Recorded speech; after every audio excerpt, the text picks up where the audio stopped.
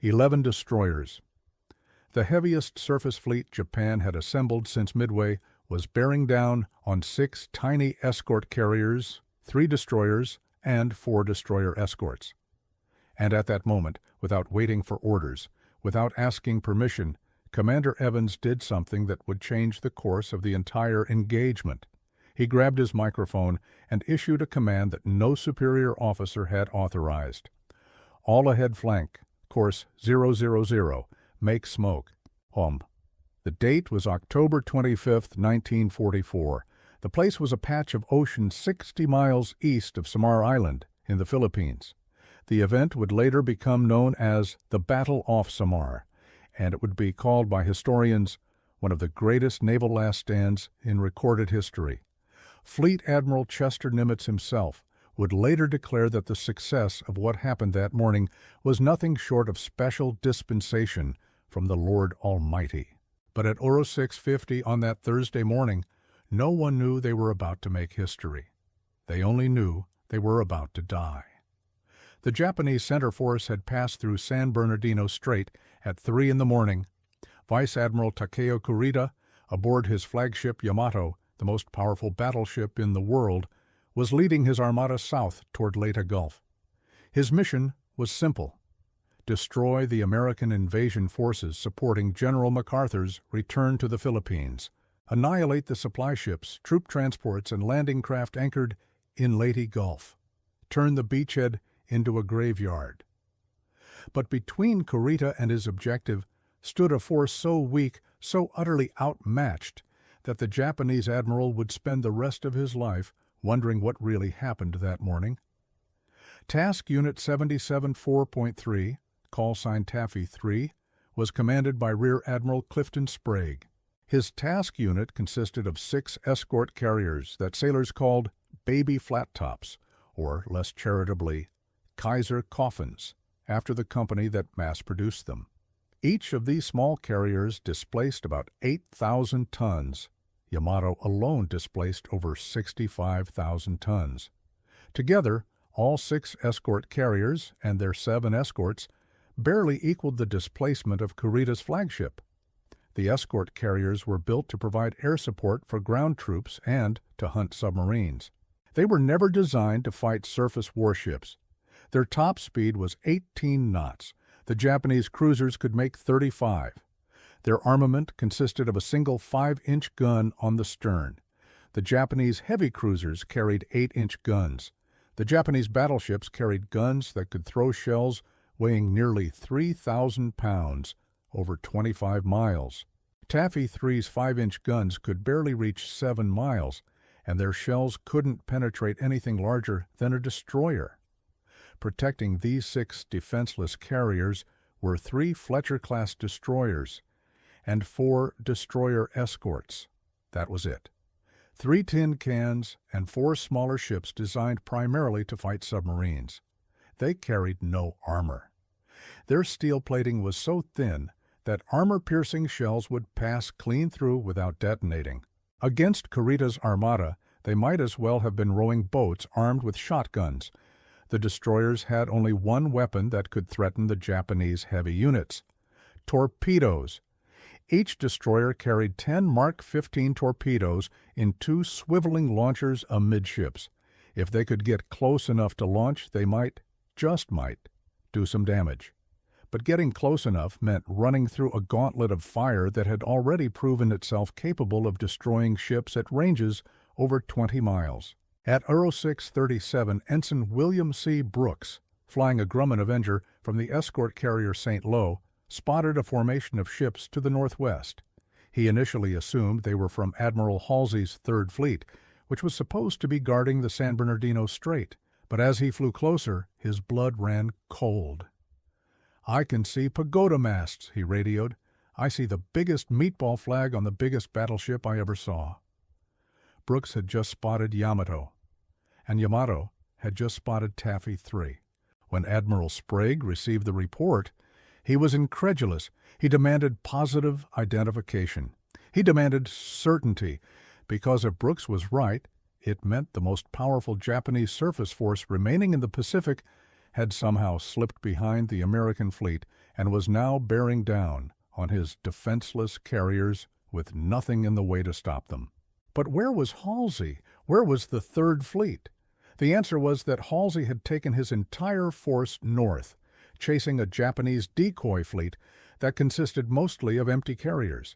It was exactly what the Japanese had planned. The decoy worked perfectly. And now Taffy 3 was alone. At 0658, Yamato's massive 18-inch guns opened fire. Each shell weighed over 3,200 pounds and could be seen in flight, climbing into the morning sky before arcing down toward the American carriers. The first salvos landed among Taffy 3 in spectacular eruptions of colored water, each Japanese battleship using dye-loaded shells so their spotters could identify which splashes belonged to which ship. Nagato's shells threw up brilliant pink geysers. Haruna's were greenish-yellow. Kongo's were blood-red, appearing purple or even blue in certain light. Yamato used no dye, so her massive shell splashes appeared white. One American sailor aboard White Plains watched the kaleidoscope of death closing in and quipped, "They're shooting at us in Technicolor." Admiral Sprague immediately ordered his formation to turn east toward a rain squall on the horizon, hoping the poor visibility would mask his carriers from Japanese gunners. He ordered all carriers to launch whatever aircraft they had immediately, regardless of armament. Some planes took off carrying torpedoes, some carried bombs. Many carried nothing but machine gun ammunition. Some carried nothing at all, but they would all attack. Meanwhile, Sprague ordered his escorts to fall back behind the carriers and make smoke. The chemical smoke generators and funnel smoke would create a screen to hide the fleeing carriers from Japanese spotters. It was the only defense they had. But before that order went out, before Sprague had finished processing the magnitude of the disaster bearing down on him, one ship had already begun to move. USS Johnston had already lit off all boilers and was making maximum speed toward the enemy. Commander Evans hadn't waited for orders. He hadn't waited for the formation to react. The moment the first Japanese shells began falling around his carriers, he had made his decision. Ernest Edwin Evans was a Cherokee Creek Native American, born in Pawnee, Oklahoma. He was 36 years old, stocky, quick to anger, and absolutely fearless. When Johnston was commissioned in October 1943, Evans had addressed his crew with words that would later become legendary. "This is going to be a fighting ship," he told them. "I intend to go in harm's way, and anyone who doesn't want to go along had better get off right now." No one got off. Now, 11 months later, Evans was proving he meant every word. At 07 Nuysborn, Johnston's gunnery officer, Lieutenant Robert Hagen, began firing the destroyer's 5-inch guns at the approaching Japanese cruisers, even though they were still nearly 9 miles away. At that range, the shells could barely reach the target, and even if they hit, they couldn't penetrate cruiser armor. But that wasn't the point. The point was to draw attention, to make the Japanese gunners turn their weapons away from the fleeing carriers, to buy time with blood, and it worked. Multiple Japanese ships noticed the oncoming American cruiser and redirected their fire. Nagato and Haruna unleashed their main batteries at Johnston. Yamato fired 19 rounds from her secondary 6-inch guns.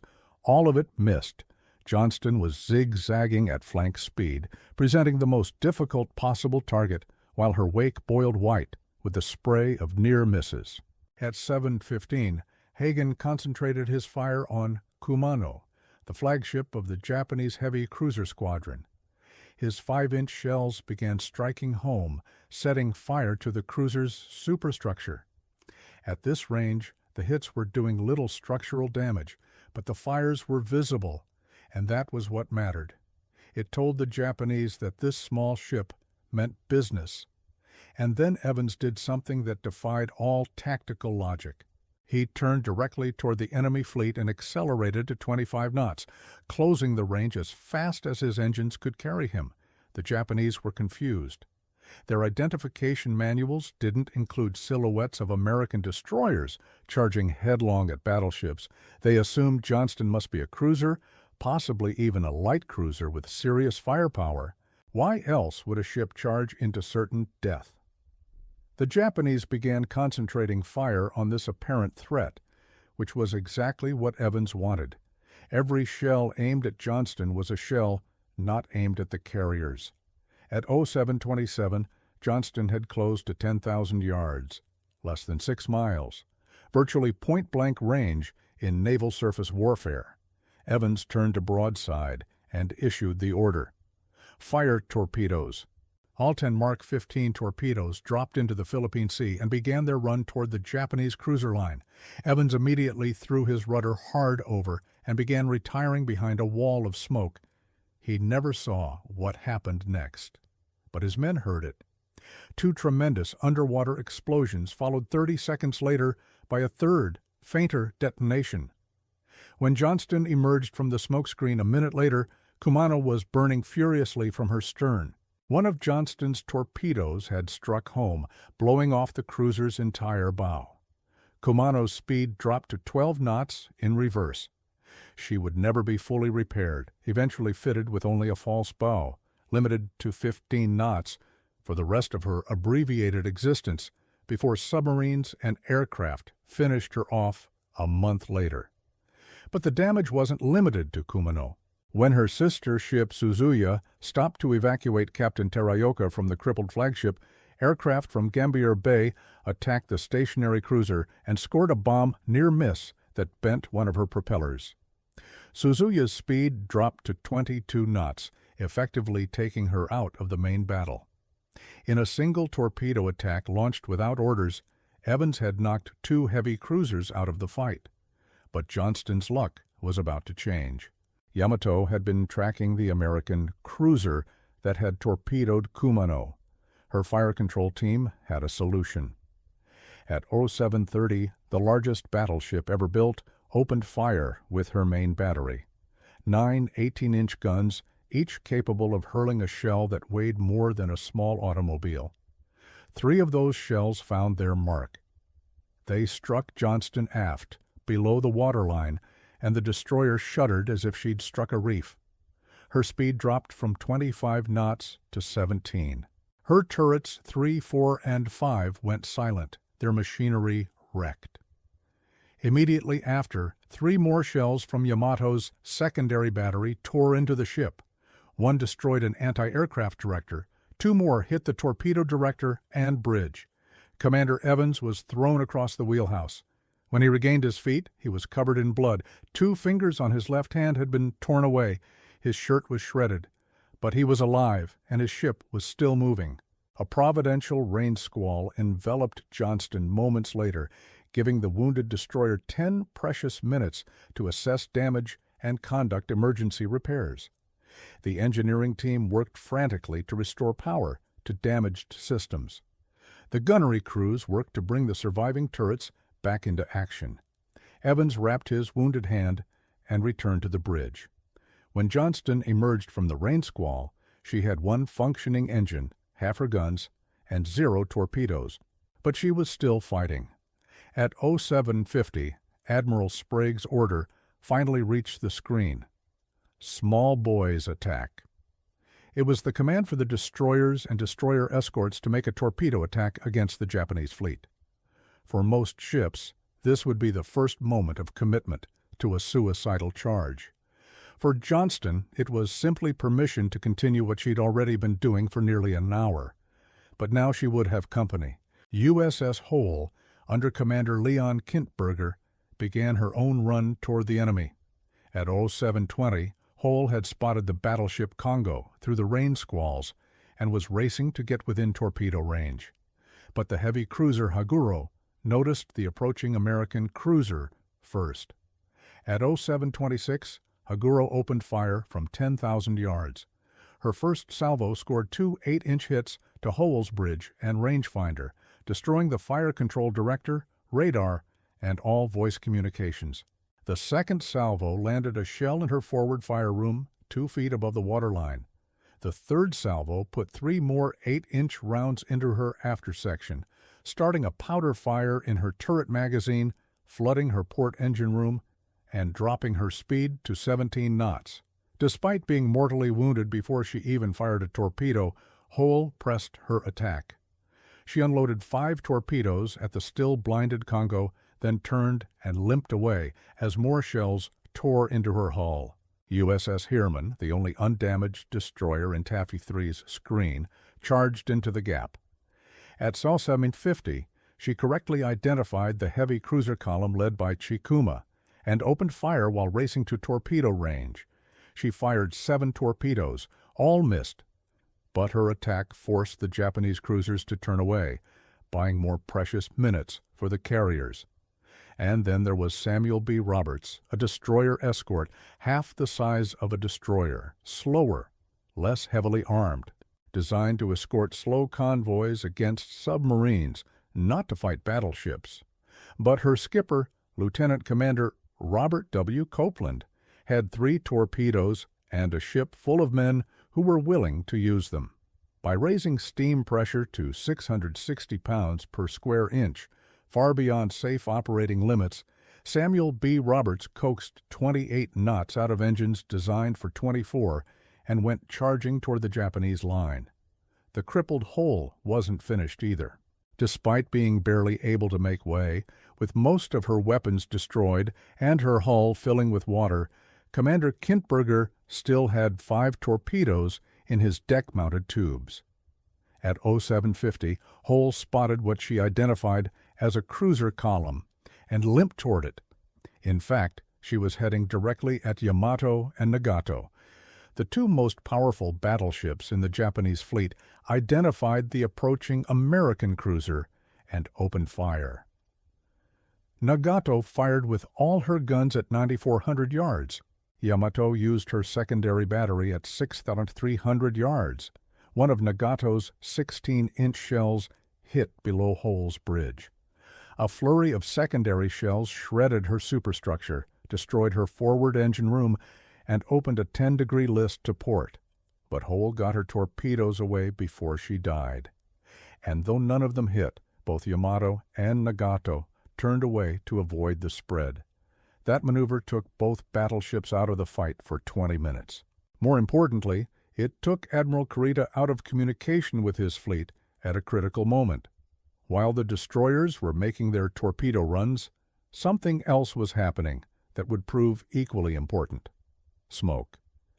Dense, heavy chemical smoke pouring from every American ship that could make it. The destroyer escorts were laying screens that stretched for miles across the Philippine Sea. The escort carriers themselves were contributing, their engineers feeding extra oil into their boilers to darken their exhaust. Visibility dropped to almost nothing in several areas of the battlefield, and in that smoke, the Japanese lost track of their targets. The Japanese were relying on optical rangefinders and color-coded diloads to coordinate their gunfire. They had no fire control radar.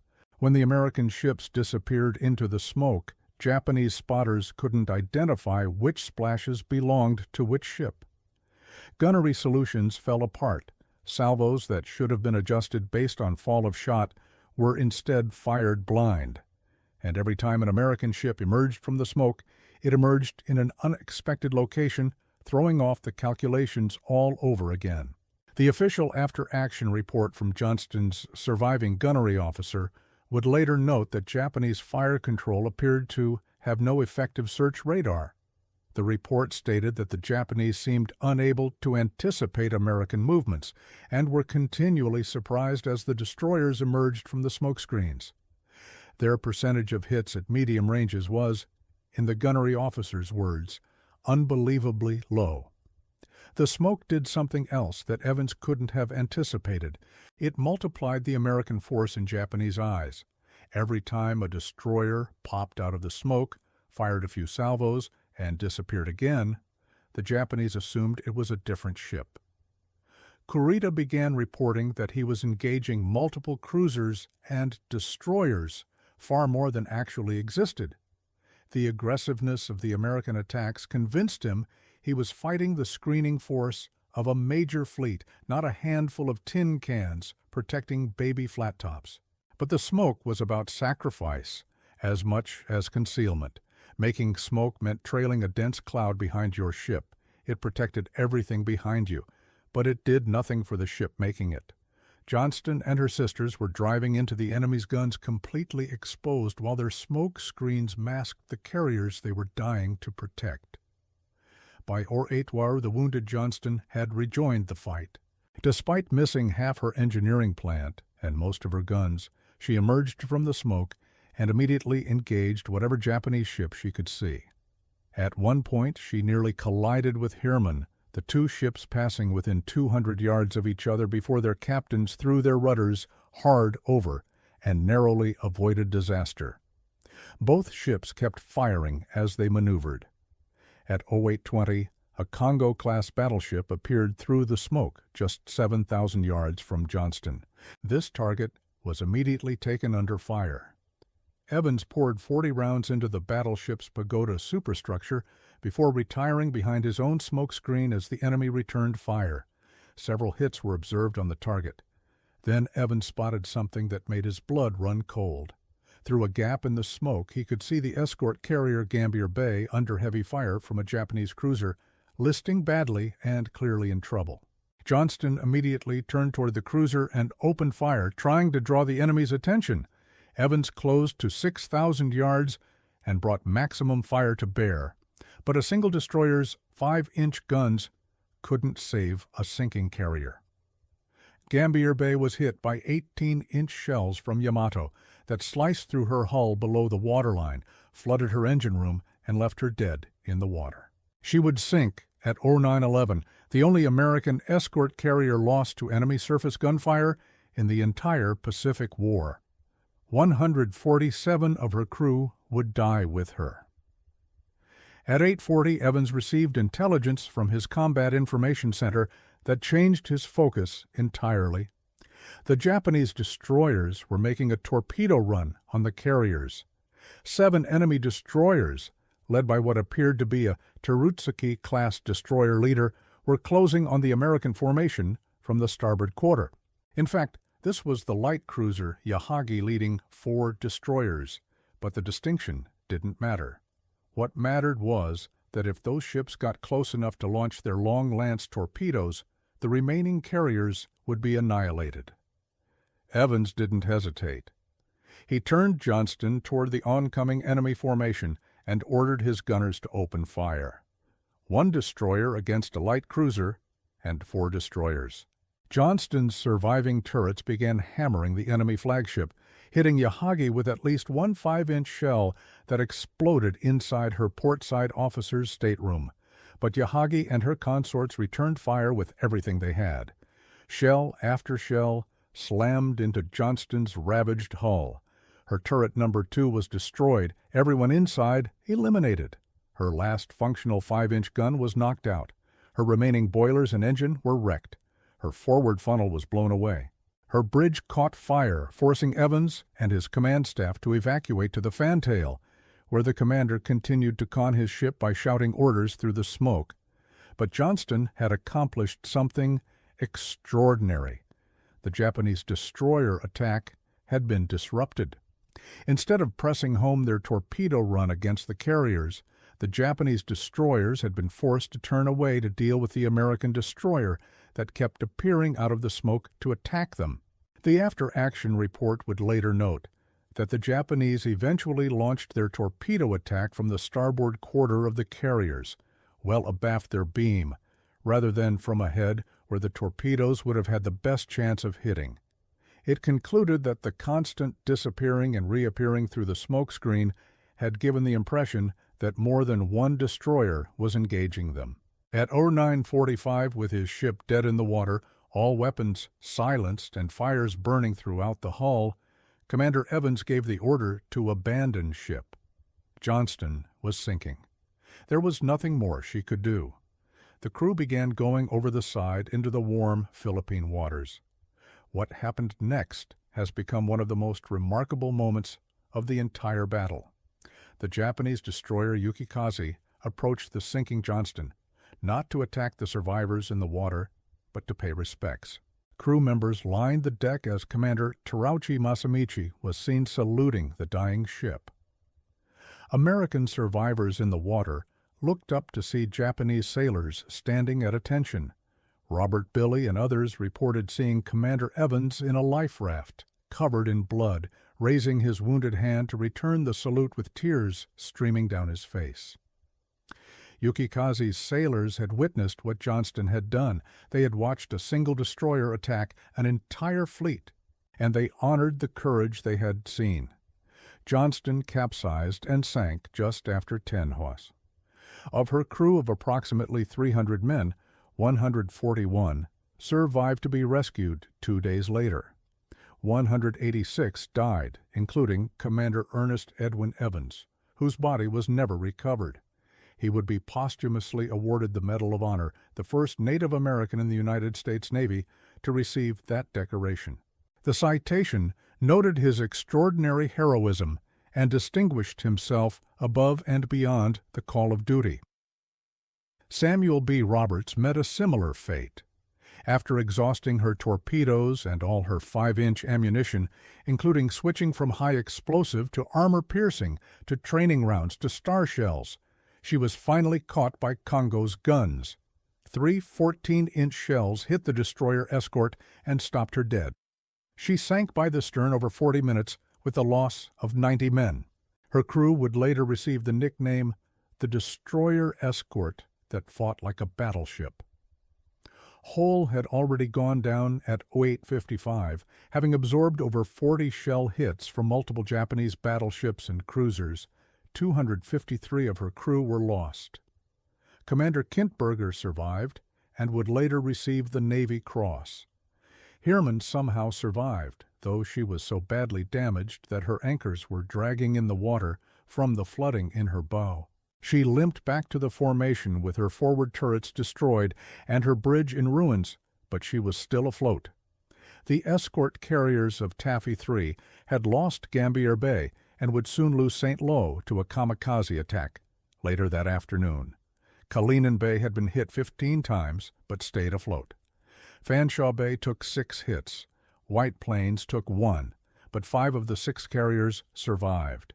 The transports in Lady Gulf were never touched. MacArthur's Beachhead was saved. And at 09:20, Vice Admiral Kurita made a decision that has baffled historians ever since. He ordered his fleet to turn north and withdraw. He had the surviving American carriers in his crosshairs. His battleships still had full magazines of ammunition. His cruisers were closing for the kill. But Kurita called off the attack.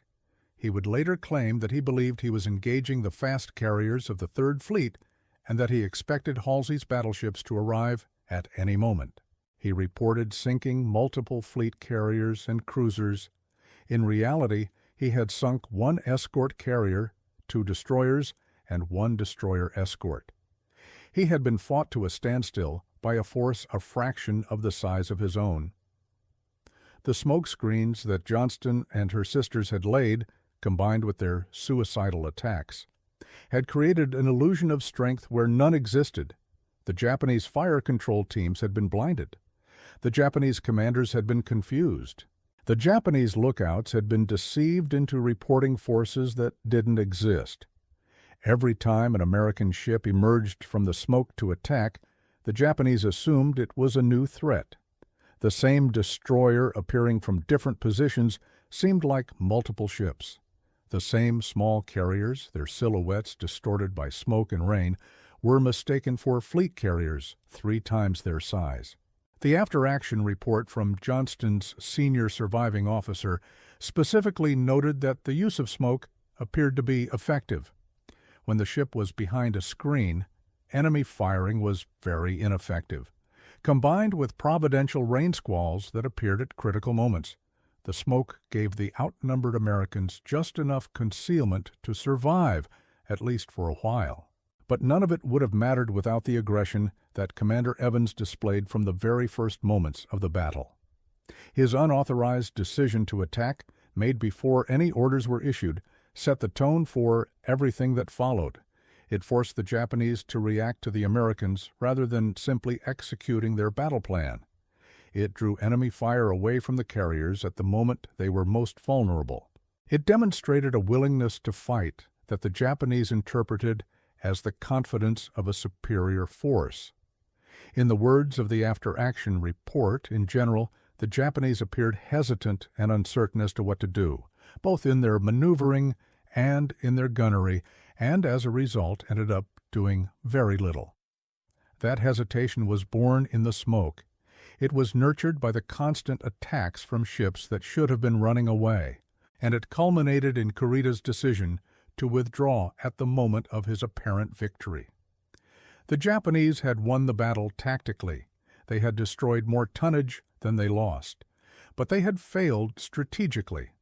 The invasion force at Leyte was untouched. The American carriers, reduced as they were, would continue operating. The Japanese Navy had thrown everything it had at a vulnerable enemy and somehow come away empty-handed.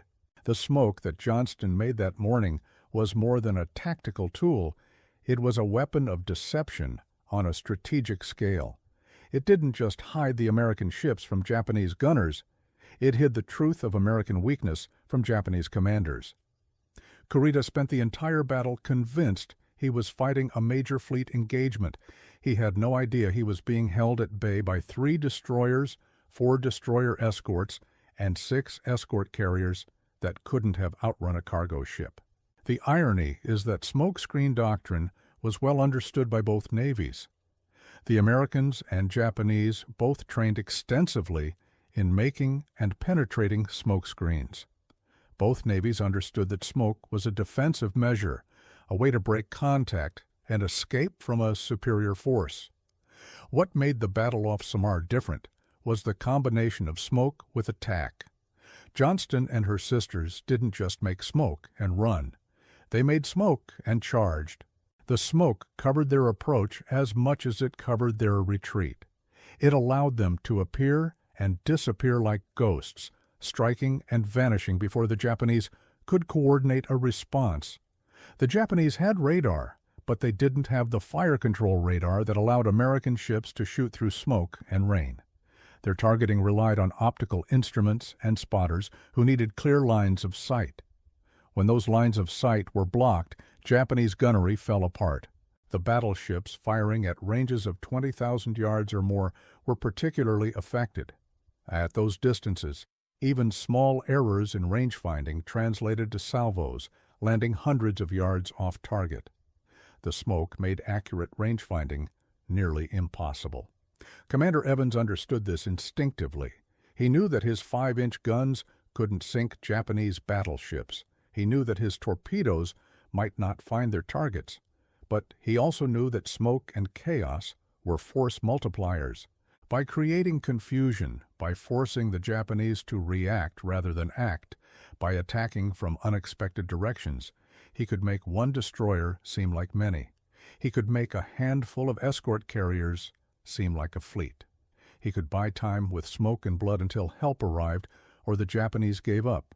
Help never arrived. Halsey was 200 miles north, chasing empty carriers.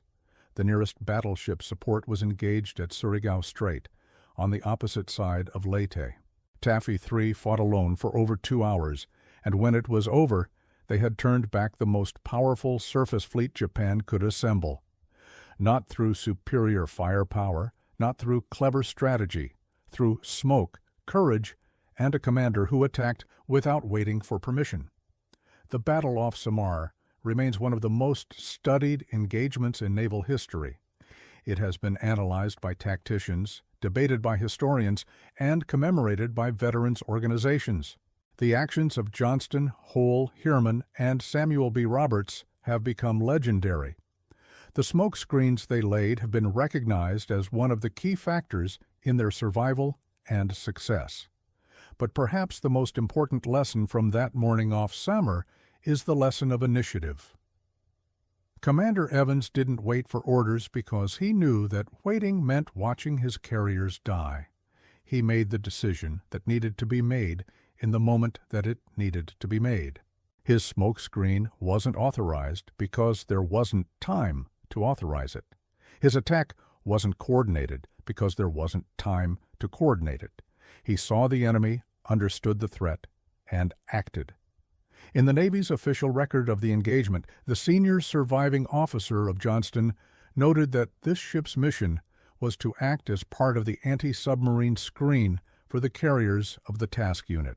In the absence of specific orders, doctrine used in the engagement was in accordance with general tactical instructions and destroyer torpedo doctrine.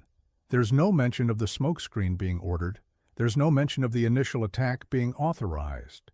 Evans simply did what he believed was necessary and hoped his superiors would understand. They did. The Presidential Unit Citation awarded to Taffy 3 specifically mentioned the smokescreens as a key factor in the unit's success. Admiral Sprague himself credited the smoke with greatly degrading Japanese gunfire accuracy. The Navy studied the engagement extensively and incorporated its lessons into future doctrine. The combination of smoke and aggressive small ship tactics would be taught at naval academies for decades. But on that morning off, Samar, none of that mattered to the men of Johnston.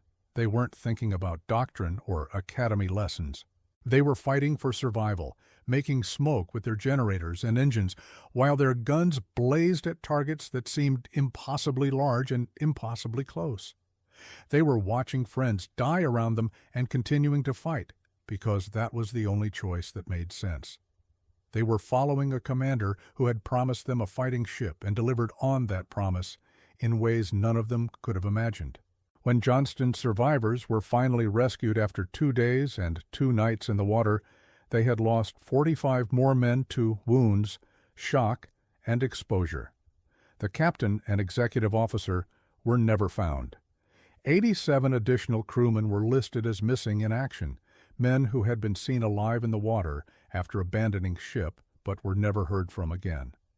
The survivors were a fraction of the crew that had gone to general quarters that morning, but they had lived through something that should have killed all of them. They had held the line when the line should have collapsed. The action report ends with a simple statement that captures everything. A well-trained crew fought its ship in an inspired manner in accordance with the highest traditions of the Navy. That's the Navy's way of saying that ordinary men did extraordinary things because someone showed them what courage looked like. That someone was Ernest Edwin Evans, the Cherokee commander from Pawnee, Oklahoma, who told his crew they were on a fighting ship and proved it by attacking an entire fleet. His unauthorized smokescreen didn't just confuse a Japanese convoy. It changed the outcome of a battle. It saved thousands of lives at Leyte Gulf. It demonstrated that even the mightiest fleet can be stopped by courage, smoke, and a commander willing to act without waiting to be told. The smoke has long since cleared from the waters off Samar. The ships have sunk, the survivors have passed, and the battle has faded into history. But the lesson remains.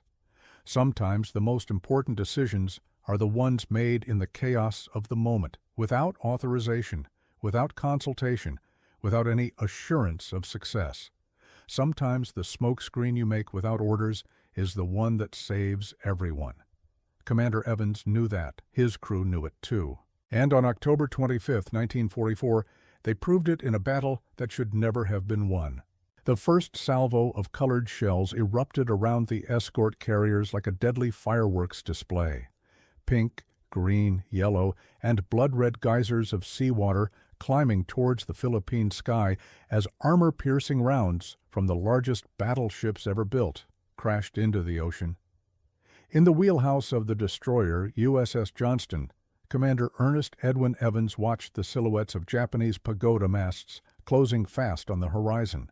4 battleships, 6 heavy cruisers, 2 light cruisers,